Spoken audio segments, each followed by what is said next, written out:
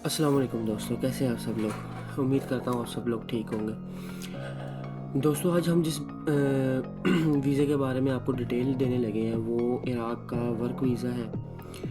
Iraq का work वीज़े के अलावा इराक़ का एक और वीज़ा है जो ज़ियारत के लिए है।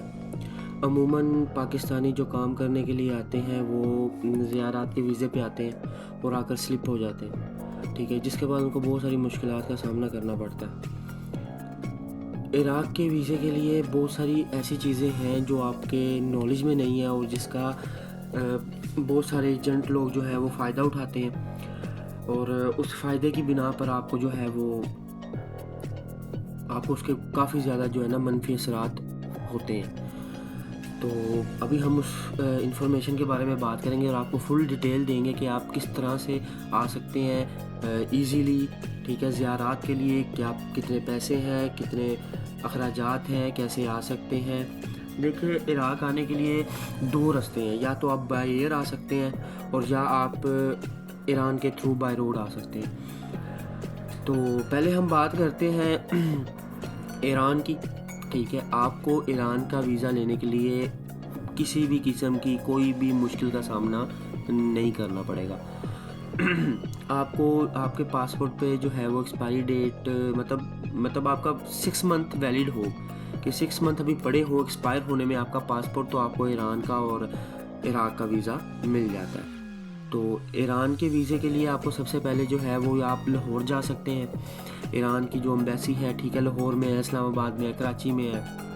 तो आपको जो वहाँ पे वीज़ा मिलेगा, ठीक है, वो आपके आप पे डिपेंड करता है कि आपने कितने डेज़ का लेना है वीज़ा। तो अगर तो आप बाय रोड आ रहे हैं तो मैं आपको ये बाय रोड सिचुएशन समझा रहा हूँ कि बाय रोड की सिचुएशन क्या होती है। तो आपको जो है वो वीज़ा लेना पड़ेगा, ठीक है, लाहौर में जाएंगे आपको, आप विदिन 24 आवर आपको जो है ना वो वीज़ा जो है वो मिल जाता है, ईरान का ईज़िली मिल जाता है। तो उसका जो वीज़े की जो है वो जो प्राइस है वो 5000 है। 5000 से अबव भी हो सकती है, ठीक है। मेरे नॉलेज में अभी तक 5000 है, ठीक है। और इसके वीज़े के जो हैं वो ड्यूरेशन जो है वो 15 डेज़ भी होता है और 21 दिनों का भी होता है और उसके बाद 1 मंथ का भी होता है।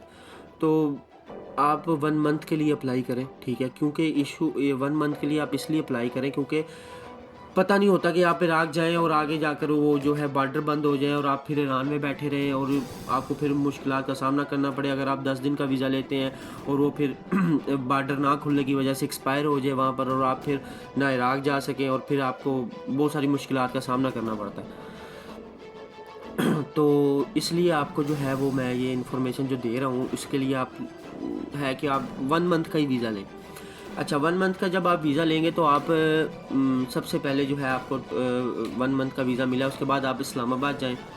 इराक़ की एम्बेसी में जाके आप मल्टीपल वीज़े के लिए अप्लाई करें।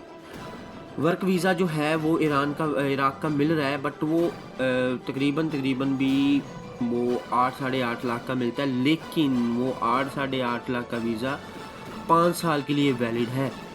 5 साल के लिए वैलिड है, इस हिसाब से प्राइस बिल्कुल ठीक है उनके वीज़े की। 8 साढ़े 8 लाख जो है उसकी प्राइस बिल्कुल सही है। तो आप उसका जो है वो वीज़ा जो है वो आप इराक़ के लिए या तो आप वो कर सकते हैं या आप मल्टीपल वीज़ा कर सकते हैं। मल्टीपल वीज़े का ये होता है कि आप जो है वो 1 साल के लिए वैलिड होता है, ठीक है, और आप इराक़ में आके जो है वो काम कर सकते हैं मल्टीपल वीज़े पे और उसके लिए आपको जो है वो पेमेंट जो है ना वो $300 यानी पाकिस्तानी तकरीबन आपको 85,000 भरने पड़ेंगे, ठीक है। और आप उसको जो है वो वीज़ा वहाँ से आपको जब मिलेगा तो आप अगर आपको लगता है कि यार मैं ये पैसे बचाने हैं, पैसे बचाने हैं और मैं जो है वो ईरान चला जाऊँ, ईरान का वीज़ा लिया, इराक़ का लिया, ठीक है, और आप जो है वो ईरान दाखिल हो गए। अच्छा, ईरान जब आपने ये वीज़े दोनों अप्लाई कर लिए और दोनों आपके जो है वो अप्रूव हो गए हैं, तो फिर आप सबसे पहले जो है वो कराची की तरफ सफ़र करेंगे। कराची आप जब जाएँगे तो कराची से बस चलती हैं, ठीक है, वो आपको रमदान बॉर्डर पे लेके जाएँगी। ग्वादर का रमदान बॉर्डर जो ईरान के साथ लिंक्ड है। तो आप उधर जाएँगे और वहाँ जाके जो है वो उसको वहाँ ये जो है गवादर बंदरगाह वो तकरीबन कराची से तकरीबन लग जाते हैं 12-13 घंटे उस सफ़र में, ठीक है। तो वो आपको पहुँचाएंगे ग्वादर पे और वो रमदान बार्डर पे, रमदान बार्डर के ऊपर ही वो आपको जो है ना वो करेगी, वो उतारेगी आपको रमदान बार्डर पे। तो आप रमदान बार्डर में जब जाएंगे तो वहाँ एक बड़ा ही ना एक आपके लिए 5,000 का एक और नुस्खा तैयार है। वो इसलिए है कि आप जब जाते हैं तो FIA वाले जो है वो आपसे 5,000 रुपीज़ लेते हैं, जो पता नहीं किस बात के हैं। तो वो 5,000 आपको जो है वो जगह टैक्स देना पड़ेगा उनको। तो ये तो चला आ रहा है, मतलब इस पर किसी ने कोई काम अभी तक किया नहीं है, ये आपको देना ही देना है। तो वो आप FIA वालों को देंगे तो फिर अब वो आपको ईरान इंटर कर देंगे। तो पहले आपको यहाँ पे पाकिस्तानी बॉर्डर पे मुश्किलात हो सकती हैं, ठीक है। आपको इंतज़ार करना पड़ सकता है, लंबी लंबी लाइनों में लगना पड़ सकता है, आपको वहाँ पे पानी भी मैसर नहीं होता। लेकिन जैसे ही आप सिर्फ एक वो क्रॉसिंग जो है वो करते हैं, ईरान में इंटर होते हैं, तो आपको वो सारी चीज़ें अवेलेबल होती हैं जो आपको चाहिए होती हैं। वॉशरूम्स हैं, नहाने के लिए हैं, सब चीज़ों के लिए, खाने का बेहतरीन इंतज़ाम होता है वहाँ पे, ठीक है। और हर तरह की चीज़ें अवेलेबल होती हैं, ठीक है। देन आपने वो, और आपको वहाँ पे लाइन में भी नहीं लगना पड़ता, विदिन 10 मिनट्स आपकी जो है ना वो एंट्री कर देते हैं ईरान के अंदर। तो ईरान से अगर आप आगे जाएंगे, ठीक है, ईरान से आपने जो है ना वहाँ से आपने बस में बैठना है, वहाँ पे टैक्सी भी होती हैं, बस भी होती है। तो मेरा आपको ये मशवरा है कि आप जो है ना वो बस को करें, क्योंकि वहाँ पर ना और बहुत सारी ज़वार कम्युनिटी आई होती है, जैसे बहुत सारे काफ़िले आए होते हैं जो ज़ियारात के लिए जा रहे होते हैं, तो आप उनके साथ शामिल हो सकते हैं। वो आपको अपने साथ आगे लेके जाएंगे तो आपको जो है वो उसका अखराजात भी कम पड़ेगा और आप मुनासिब जो है वो पहुंच भी जाएंगे और आपको मुश्किलात भी फेस नहीं करनी पड़ेंगी, क्योंकि उनका रोज़ का काम है, उन्होंने रोज़ काफ़िले लेके जाने हैं। तो वो आपको आगे रमदान बार्डर पे लेके जाएंगे। रमदान बार्डर से आगे वो जब आप बस में बैठेंगे तो वो आपको ज़ेदान लेके जाएगी, ठीक है। ज़ेदान से, ठीक है, आप जब पहुंचेंगे तो ज़ेदान से आप जब पहुंचेंगे तो वहाँ से आपको एक और बस चेंज करनी पड़ेगी, ठीक है, जो आपको लेके जाएगी कुम। वो कुम सिटी में लेके जाएगी, ठीक है। कुम सिटी जो है वो ईरान का दूसरा बड़ा सिटी है, आई थिंक तीसरा है, बट वो जो सिटी है कुम, वो बहुत ही आउटस्टैंडिंग है, ठीक है। वहाँ पे मासूमा कुम की ज़ियारत है, वहाँ पे ज़ियारत कीजिएगा। वहाँ पे छोटी मोटी और बहुत सारी ज़ियारत है। तो आप ज़ियारत करने के बाद जब वहाँ से कुम पहुँचेंगे, ठीक है, तो आपको सबसे पहले मैं बता दूँ कि आप पहले तो 6-7 हज़ार रुपये आपने दिए कराची तक।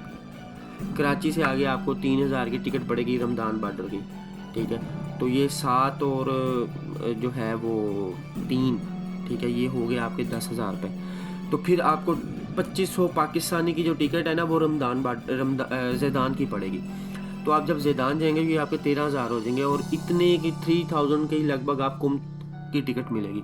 तो ये आपके जो है वो 16,000 रुपये बन गए। अच्छा, अब जब आप कुम पहुंचेंगे तो वहाँ से आपको बहुत सारे बॉर्डर है, मेहरान बॉर्डर है, सलमचा बॉर्डर है, ठीक है, बहुत सारे इस तरह के बॉर्डर्स हैं जहाँ से आप एंट्री कर सकते हैं। क्योंकि ज़ाहिर बात है आपके पास इराक का वीज़ा, आप किसी बॉर्डर से भी एंट्री कर सकते हैं। बेहतर होगा कि अगर आप किसी भी काफ़िले के साथ अगर जुड़ जाए तो वो आपको आगे तक ले जाए, तो ये आपके लिए बहुत ज़्यादा अच्छी बात है।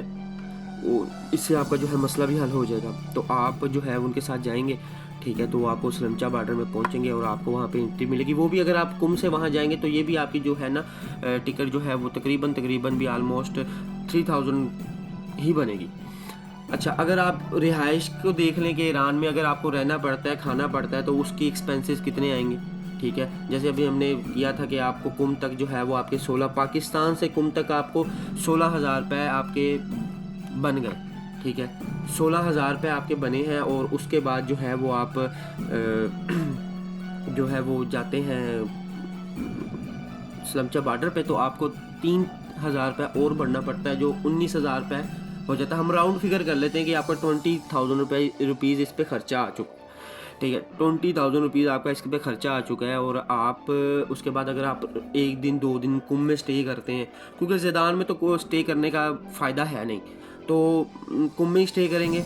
तो कुम में अगर आप स्टे करते हैं तो अगर तो ज़ियारात के दिन चल रहे हैं तो फिर तो वो जो है वो चीज़ें वो लोगों के लिए फ्री होती हैं, ठीक है, क्योंकि बहुत सारे उन्होंने लगाए होते हैं, शबीलें लगाई होती हैं, रिहाइश की, खाने पीने की, हर चीज़ की सहूलत वहाँ पे मौजूद होती है। लेकिन अगर आप नॉर्मल डेज़ में जा रहे हैं तो आपको जो है वो आप जैसे ही कुंभ में पहुँचेंगे तो वहाँ पे बहुत सारे ऐसे 7 घर हैं जिन्होंने अपने घर जो है ना वो रेंट पर किए हुए हैं, जिसमें आपको वाशरूम, किचन और एक कमरा बाकायदा आपका सेपरेट और पर्सनल बना देते हैं, जिसमें एक बंदे का जो है वो पर डे वो पाकिस्तानी तकरीबन आलमोस्ट 800 रुपये या 1000 तक जाता है। वहाँ पे आपको पाकिस्तानी होटल्स मिल जाएंगे, आपको पाकिस्तानी शॉप्स मिल जाएंगी, ठीक है। एक बहुत सारी ऐसी फैमिलीज़ हैं जो पाकिस्तान से वहाँ पर रह रही हैं, ठीक है, और उनके पास उन्होंने अपने घर में जो है वो इस काम को जो है वो जारी रखा हुआ है। खाना वगैरह जो भी ज़वार आते हैं वहाँ से खाना खाते हैं, बहुत सारी चीज़ें लेते हैं, आपको पाकिस्तानी प्रोडक्ट्स मिल जाती हैं। तो आप वहाँ पे जो है वो एक दिन का स्टे करते हैं, ठीक है, 1 या 2 दिन का, तो आपका तकरीबन इसमें हम कर लेते हैं कि 5000 अगर आपका इस पे आ गया तो आपका तकरीबन ये 25,000 ये बन गया, ठीक है। उसके बाद अब जब यहाँ से आप जाते हैं जो है सलमचा तक आप पहुँच गए, ठीक है, आपका 25,000 जो है वो आ गया। उसके बाद अगर जैसे ही आप इंटर करते हैं इराक़ के अंदर, ठीक है, तो इराक़ से जब आप जाएंगे, इराक़ इंटर होने के बाद जब आप वहाँ जाएंगे करबला में, ठीक है, या किसी भी सिटी में जाते हैं, यानी बगदाद जाते हैं, नजफ़ जाते हैं, करबला जाते हैं, तो उसका भी आलमोस्ट इतना ही खर्चा आएगा, 25 और 100 और इतने के करीब करीब जो है ना वो आपका बनेगा, ठीक है। और आप जो है ना वो ईज़िली पहुँच जाते हैं। यानी मैं आपको राउंड फिगर बता दूँ कि आप 30,000 में जो है, मैं फिर भी राउंड फिगर करके बता रहा हूँ कि 30,000 में जो है वो आप इजीली जो है वो पाकिस्तान से ईरान और ईरान से इराक़ करबला तक 30,000 रुपये खर्चे में पहुँच जाते हैं। अगर आप करें इसके वीज़े की बात कि इराक़ का वीज़ा कितने का है, इराक़ का वीज़ा जो है वो तकरीबन $300 का जो है वो बनता है मल्टीपल। और अगर आप ज़ियारत का वीज़ा लेना चाहते हैं तो आपको जो है वो तकरीबन भी $50 का पड़ेगा, $50 का पड़ेगा, जो कि आपको ज़वार लोग जो है वो इसके बारे में डिटेल नहीं देते हैं, ठीक है, और लोग जो है बेवकूफ़ बन जाते हैं और फिर इस तरह से उनके साथ बहुत सारे हाथ हो जाते हैं। ये हम अगली वीडियो में डिस्कस करेंगे, ठीक है। अभी अगर आपको ये वीडियो अच्छी लगी है तो आप लाइक शेयर सब्सक्राइब करें। वैसे हम देख रहे हैं कि हमारी वीडियो को बहुत सारे लोग देखते तो है लेकिन लाइक शेयर और सब्सक्राइब नहीं करते, तो आप सबसे गुजारिश है कि लाइक शेयर और सब्सक्राइब करें और कमेंट में हमें जो है वो बताएं कि आपको और किस चीज़ की इन्फॉर्मेशन चाहिए, किसी भी कंट्री की इन्फॉर्मेशन चाहिए तो हम आपको वो इन्फॉर्मेशन जो है वो डिलीवर करेंगे। और इराक़ में अगर आप आ रहे हैं तो आपको वर्क इशू के लिए, वर्क के मुताबिक कोई भी इन्फॉर्मेशन चाहिए। अगर आप ज़ियारत के लिए आ रहे हैं तो आप हमें ज़ियारत के लिए बता सकते हैं कि आपको किस बारे में इन्फॉर्मेशन चाहिए, और हम आपको नेक्स्ट आने वाली वीडियोस में भी इस बारे में आगाह करेंगे कि ज़ियारत के लिए आने के लिए आपको कितने पैसे लगेंगे, ज़ियारत पे आने के लिए आपको क्या क्या चीज़ चाहिए, कितने में आ सकते हैं, इजीली आ सकते हैं, एजेंटों के रोलों में ना पड़े, ठीक है। और अगर वर्क के लिए कोई आ रहा है तो उसके लिए क्या चीज़ें जो हैं वो हो सकती हैं इजीली जो वो कर सकता है। तो हम ये सारी चीज़ें आपके साथ जो है ना वो डिटेल में डिस्कस करेंगे अपनी आने वाली वीडियो में। अभी तक के लिए मुझे दीजिए इजाज़त। अल्लाह हाफ़िज़।